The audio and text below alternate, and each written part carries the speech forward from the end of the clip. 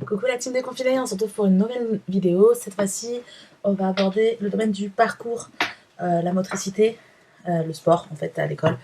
En maternelle, on a l'habitude de réaliser des parcours. Qu'est-ce qu'un parcours? On met des obstacles, des choses à franchir, à escalader, à s'équilibrer, et l'enfant parcourt le parcours en réalisant toutes les actions motrices qu'on lui demande.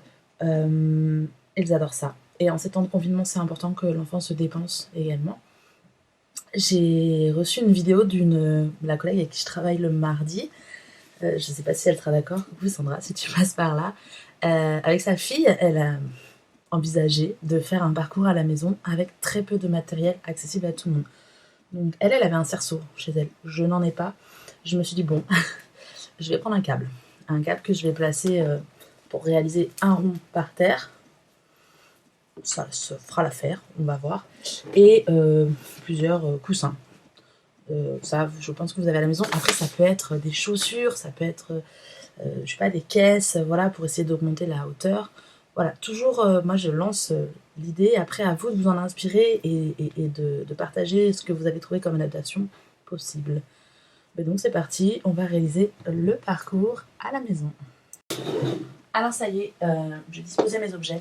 Ici j'ai mis le câble, j'essaie que ça fasse un cercle, 2 oreillers. La première action qui était proposée, c'était de sauter à l'intérieur du cercle, à l'extérieur, par-dessus, pieds joints. Première action réalisée. Ensuite, on peut proposer d'autres choses. Là, en l'occurrence, sa fille avait couru en zigzag. Donc, à l'endroit inverse.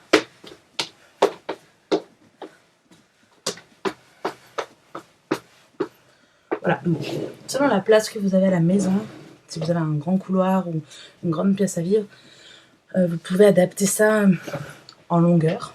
Moi, j'ai fait ça dans mon bureau, donc forcément, c'est pas très profond.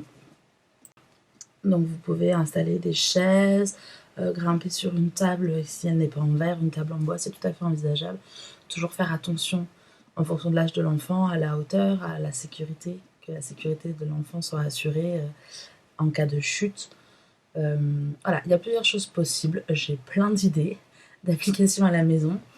Si ça vous intéresse, n'hésitez pas à me le dire et je vous proposerai différents parcours, différentes idées en fait de parcours ou de matériel qu'on peut utiliser pour faire ce genre d'activité avec les enfants à la maison.